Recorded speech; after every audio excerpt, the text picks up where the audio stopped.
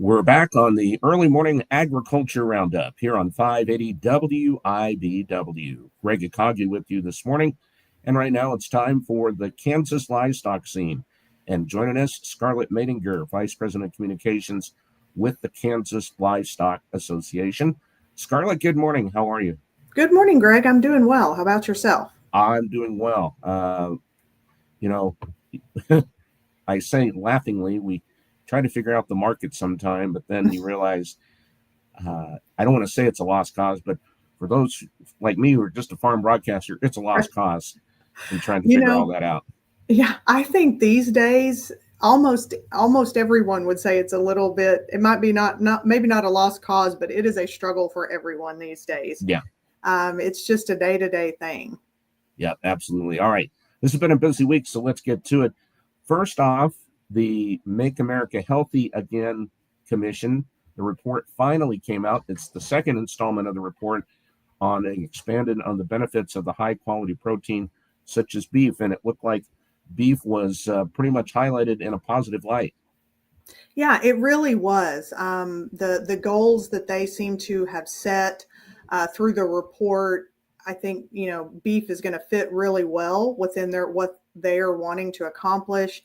Like you said, this is the second installment. The original report, or the first report, was released back in May, and beef still was seen very positively in that report. And this just goes further in it, and like you said, expanding on that and expanding on the benefits of high quality beef, or high quality protein like beef. And it also really highlighted the critical role that cattle producers play in helping make Americans healthy. And so it's a really good deal for the beef industry, and a good deal for consumers who enjoy eating beef. And so this most recent report from the commission seems to really take a holistic approach to health, if you will, and it specifically highlights the need for a diet high in whole, unprocessed foods. Of course, beef fits right in there. And they want you to have a lot of fresh vegetables and fruits, of course. And the commission is also encouraging innovation to help American ag stay, at that cutting edge of food production. And they're also looking to kind of jumpstart gold standard scientific research that will address the connection between diet and other lifestyle choices and health outcomes. So trying to really expand on the research that kind of shows us how everything, impacts your health. And then the report also explores ways to boost the consumption of fresh, healthy, produced, locally produced foods, trying to get just more fresh, whole foods into consumers' diets. And again, beef fits right in there. And so that's just a few of the highlights from the report. I know it was a more lengthy report there, but the bottom line is, for the beef industry, beef will work right in to what the goals are of this commission and this report. Scarlett Madinger with the Kansas Livestock Association is our guest on the Kansas livestock scene here on 580 WIBW. Well, Scarlett, earlier in the month, the Beef Promotion Operating Committee got together, and that is for the approval of checkoff funding for the upcoming fiscal year 2026. That's right. They do this, of course, annually, and the checkoffs funding and the checkoff year their fiscal year begins October 1st. And so this time of year, every year, the Beef Promotion Operating Committee gets together to approve checkoff funding for authorization requests. And they approved 13 authorization requests for 2026, and those will total about $38 million for fiscal year 2026. Now, the committee is completely made up of producers, so it's 10 producers from the Cattlemen's Beef Board and 10 from the Federation of State Beef Councils.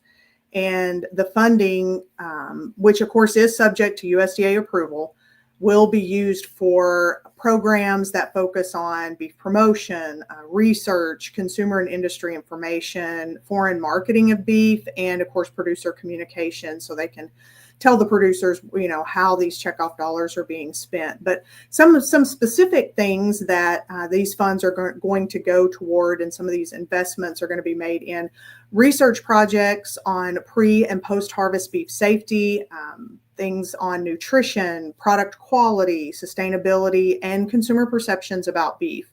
And then funds also will be put toward working with primary and secondary school curriculum directors nationwide to get accurate information about the beef industry into classrooms. That's a key aspect of telling the beef story to kids and having them growing up knowing kind of what producers do out on their ranch and how they raise their cattle and how their beef, gets on their plate.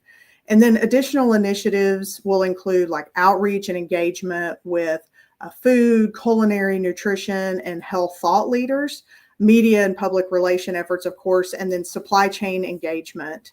And then lastly, some funds also will be used for foreign marketing and education. They're going to focus on 13 regions that represent more than 90 countries around the world, just getting more beef to the world, essentially.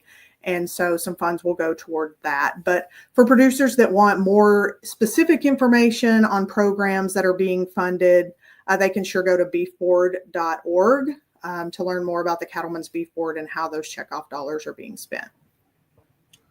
Well, we stick with the Kansas Beef Council to talk about upcoming 3 in-person BQA trainings, beef quality assurance, which we periodically will talk about with upcoming trainings that will take place. And we've got 3 that are coming up in Kansas later in this month and a couple next month.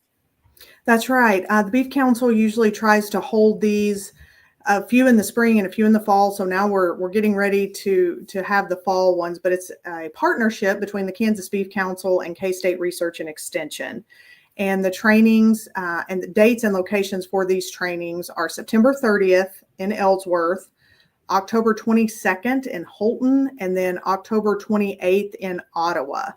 And during these trainings, of course, K-State Extension Beef Veterinarian AJ Tarpoff, again, has kindly agreed to conduct the trainings, and he's going to cover everything from cattle care to planning for extreme weather. Of course, we've got to think into the future, even though I don't want to talk about the fact that winter is probably closer than it is further away at this point. We know that it is around the corner, and so he will talk some about, planning for that. A lot of our producers, of course, in Kansas will calve in the winter. And so just kind of planning for that to make sure that those calves remain healthy and safe. And then he'll talk proper low stress cattle handling techniques and other matters, of course, that are critical to just cattle production in general. Each one of these events will begin with a complimentary dinner at 6 p.m. So come in and have your dinner at 6 p.m. and then the training will start promptly at 6:30 so that everybody can get through the training. You will come out BQA certified. So if you have never been certified, you will get your certification. If you need to re-up, again, those certifications only last for 3 years. So if it's time for you to redo it, this is a great opportunity to re-up your certification. These trainings are free to attend, but space is limited at each one of these locations. So be sure to get RSVP'd, get your name on the list so that you'll have a seat. To do that, you can go to kansasbeef.org and just click on Beef Hub, and it will take you to the 2025 BQA trainings, and it will give you more specific information about where these trainings are going to be located, what the RSVP deadline is for each one of these meetings, and how to RSVP. So again, kansasbeef.org, and then click on Beef Hub. Scarlett, the Kansas Beef Council, as we talked about them, they're helping to deliver beef's nutrition story to healthcare professionals. They are. This is something that the Kansas Beef Council really tries to focus on is the healthcare professional industry and working with them so that they are well educated and well versed in the importance that beef can play in a healthy diet. And this current project is in partnership with the National Cattlemen's Beef Association, and they've launched a nationwide campaign that's going on this fall to deliver toolkits to more than 5,000 family physicians and general practitioners, and that will include more than 100 here in Kansas.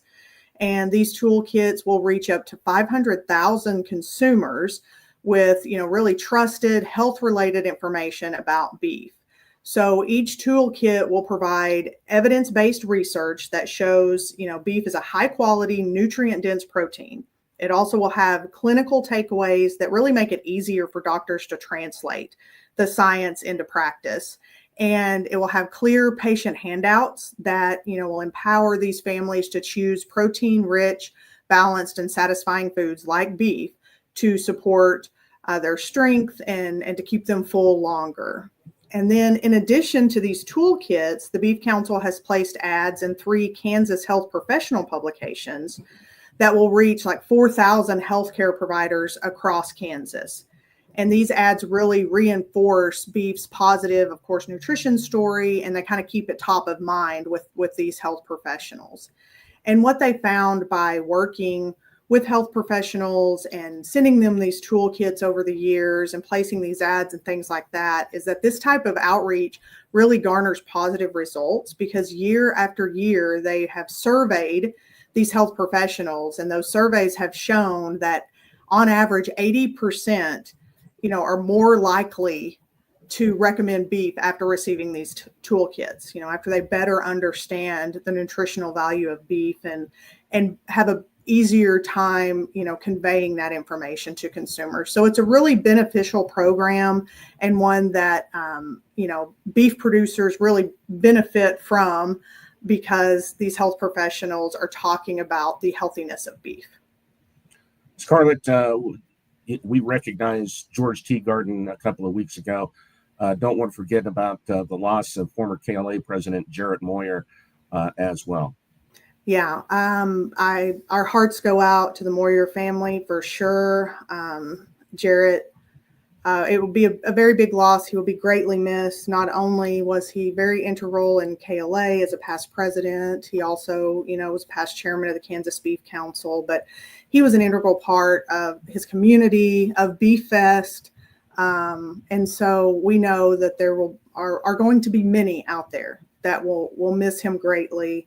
But most importantly, we just keep his family in our thoughts and prayers, and just know that he will be greatly missed by many. All right, Scarlett, we appreciate your time. Thank you very much. Have a good weekend. Thanks, Greg. You do the same. That is Scarlett Madinger with the Kansas Livestock Association, our guest on the Kansas livestock scene here on 580 WIBW.